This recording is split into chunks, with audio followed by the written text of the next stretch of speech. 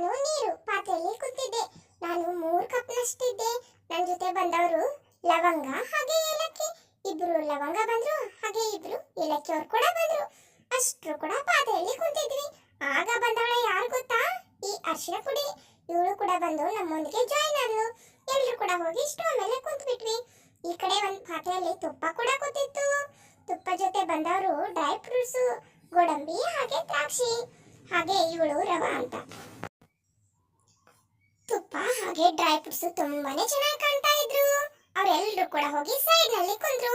ಅವಾಗ ಬಂದು ಜಾಯಿನ್ ಆದವ್ರೆ 1 ಕಪ್ನಷ್ಟು ರವಾ ಅವ್ರು ಬಂದು ಇಲ್ಲೇ ಕೂತ್ಬಿಟ್ಟು. ಈಗ ರವಾ ಅವರು ತುಪ್ಪ ಅವರು ಚೆನ್ನಾಗಿ ಡ್ಯಾನ್ಸ್ ಮಾಡ್ತಾ ಇದ್ರು. ತುಂಬಾನೇ ಘಮ ಘಮ ಅಂತ ಇದ್ರು ನೋಡಿ. ಅಷ್ಟು ಫ್ಲೇವರ್ಫುಲ್ ಆಗಿ ಇವರಿಬ್ರು ಕೂಡ ಇದ್ರು. ಈ ಕಡೆ ಚೆನ್ನಾಗಿ ಕುದಿತಾ ಇದ್ರು. ಅದಕ್ಕೆ ಬಂದು ಜಾಯಿನ್ ಆದವರು ಸ್ವಲ್ಪ ಸ್ವಲ್ಪ ಉಪ್ಪು.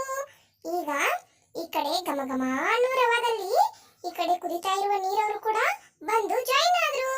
ಎಲ್ರು ಕೂಡ ಚೆನ್ನಾಗಿ ಡ್ಯಾನ್ಸ್ ಮಾಡ್ತಾ ಇದ್ರು. ಆಹಾ, ಕೊತ ಕೊತ ಅಂತ ಡ್ಯಾನ್ಸ್ ಮಾಡ್ತಾ ಇದ್ರು. 2-3 ನಿಮಿಷ ಇದೇ ತರ ಮಾಡ್ತಾ ಇದ್ರು.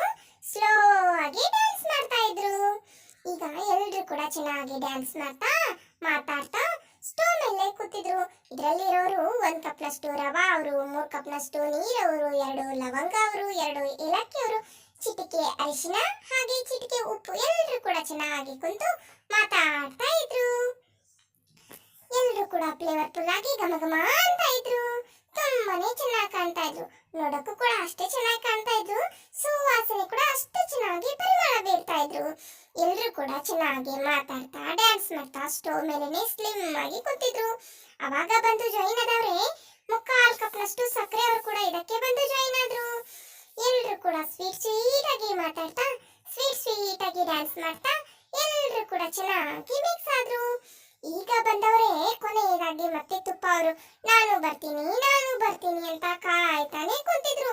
ಅವಾಗ ಬಂದು ಜಾಯಿನ್ ಆದವ್ರೆ ಈ ತುಪ್ಪದವರು 2-3 ಸ್ಪೂನ್ ತುಪ್ಪದವರು ಕೂಡ ಬಂದು ಇದಕ್ಕೇನೆ ಜಾಯಿನ್ ಆದ್ರು. ಈಗ ನೋಡಿ, ಕಲರ್ಫುಲ್ ಆಗಿ ಎಲ್ಲರೂ ಸೇರಿ ಇದಕ್ಕೊಂದು ಕೊನೆಯದಾಗಿ ಹೆಸರಿಟ್ಬಿಟ್ರು. ಏನಂತ ಇಟ್ರು ಗೊತ್ತಾ ನಿಮ್ಗೆ?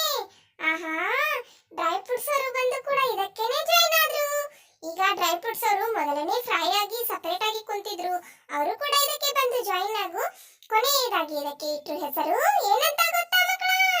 ಡ್ರೈ ಫ್ರೂಟ್ಸ್ ಹಾಕಿ ರೆಡಿ ಆಯ್ತು. ಈಗ ಶಿರಾ ಅಂತ ಹೆಸರಿಟ್ರು. ಕೇಸರಿ ಬಾತ್ ಅಂತ ಇನ್ನೊಬ್ಬರು ಹೆಸರಿಟ್ರು. ಈಗ ರುಚಿಯಾದ ಸ್ವೀಟು ತಯಾರಾಯ್ತು. ಎಲ್ರು ಕೂಡ ಸೇರಿ ಸವಿಯೋಣ ಬನ್ನಿ ಫ್ರೆಂಡ್ಸ್. ನಿಮಗೂ ಕೂಡ ಇಷ್ಟ ಆಯ್ತಲ್ಲ ಮಕ್ಕಳೇ? So sweet. Of you.